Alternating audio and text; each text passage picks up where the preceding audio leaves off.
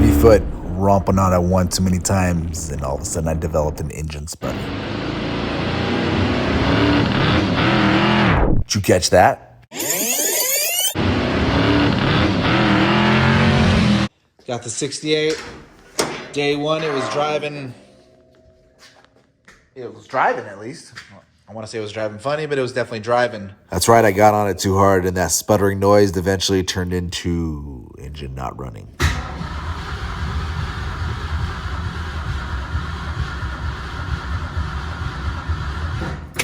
Nothing. I'll do a whole series on troubleshooting steps for that 289, but in the meantime, we're gonna swap out the old fuel pump. My fuel pump sure don't sound good. And we're gonna do the tried and true method of removing and replacing in order to fix a component. Screw troubleshooting, nah. Just put the new component in and see if it makes a difference. That's how we do things on this channel, just replace parts until it makes a difference. Either way, this car needs a refresh, and there's a list of items that need to get replaced, and this is one of them. I'm undoing the electrical tape that the last installer used instead of heat shrink. The person who installed this previously used a yellow wire for positive. Also used that same yellow colored wire for negative. The instructions that come with a fuel pump says to empty out the fuel tank. Not I just clamped the fuel lines and started work. Want to be YouTube famous? Just open box everything you come in contact with. Nonetheless, there's some pertinent information on this package on the back portion of it. The first bit of relevant information, this pump is gravity fed. The second bit of interesting information from the package is that this pump can be used as a lift or a transfer pump. The transfer pump, I get it. In fact, I'm gonna take the old pump and use it to transfer gas out of my gas tank into my vehicle, but a lift pump, can this thing be used as a booster pump? I'm curious. Let's get to the end of the video and find out. If you're running E85 to eke out a few extra horsepower, according to the package on the back, it says you can run E85 to this fuel pump. Just make sure your carburetor is set up to handle the E85. You know what? I think that's a good topic to cover at the end of the video as well.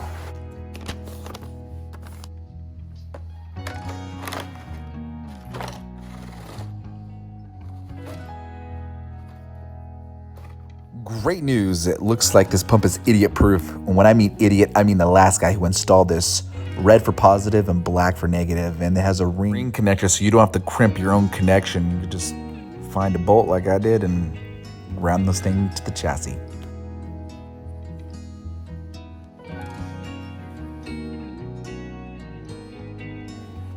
Snug the bolt on the bottom and use the drill to create a bolt hole on the top so I can secure this thing to the vehicle. Okay, all right.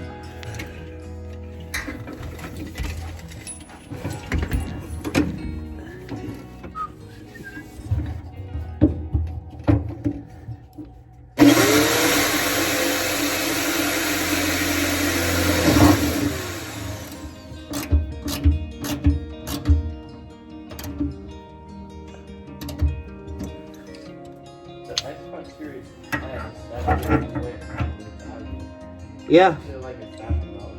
Cheryl paid $500 for it. Well, she paid 500 pounds, so that's $700.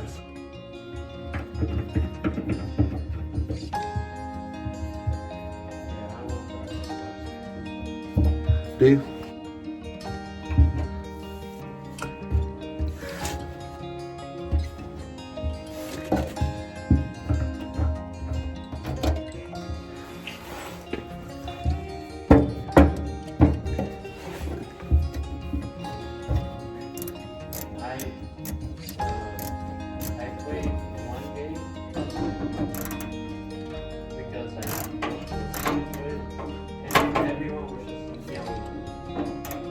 You gotta play us. Oh, really? What were they saying?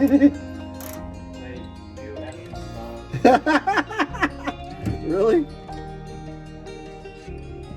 Oh, did you? I played with my friend yesterday. We ended up winning a game. Was it yesterday or the day before? It was super fun. I know it's hard. It's hard, dude, because everyone on there is. Huh? You gotta get back on the Call of Duty, dude. You can't let them. No. You gotta get back on the Call of Duty. Even though I quit Call of Duty because all the cheaters for a second, but I'm back on it now. Supposedly.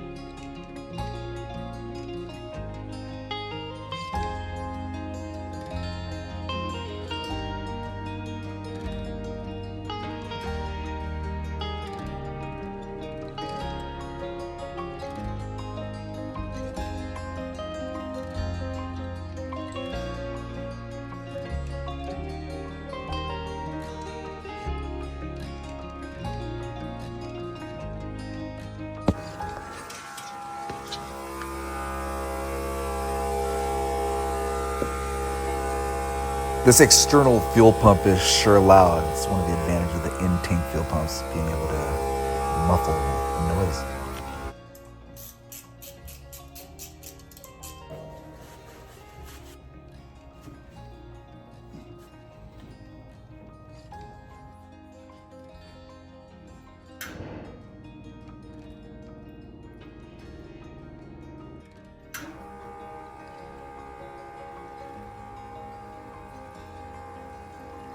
Seeing how the old fuel pump has a little life left in it, I think I'm going to use it to transfer fluid from the old 14-gallon Amazon gas tank piece of crap that I ordered about a year ago, which has never worked.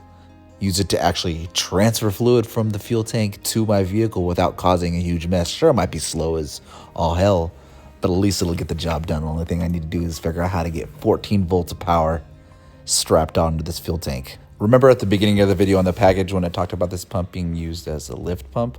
How I interpret that is that this thing could also be used as a booster pump. Lift pump, booster pump, same thing in my definition. Correct me if I'm wrong.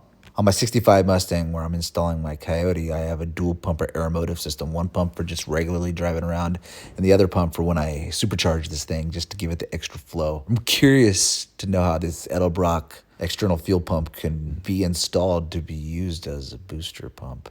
Hey, anybody who's watching this, leave a comment below, or even Edelbrock if you're watching, fill me in because I am super curious.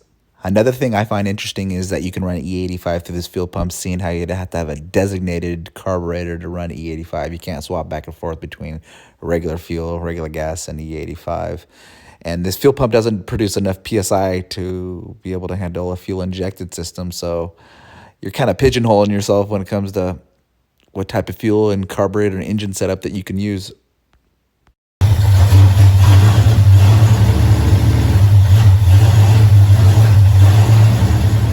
Indeed, a successful fuel pump installation. But does my engine run better? Negative. No, sir, it does not. Gotta go down the rabbit hole and troubleshoot the problem until I can figure out what it is. The next upcoming video, or the next few videos from now, I'm gonna do a carburetor rebuild. Hopefully that'll alleviate a lot of my engine problems.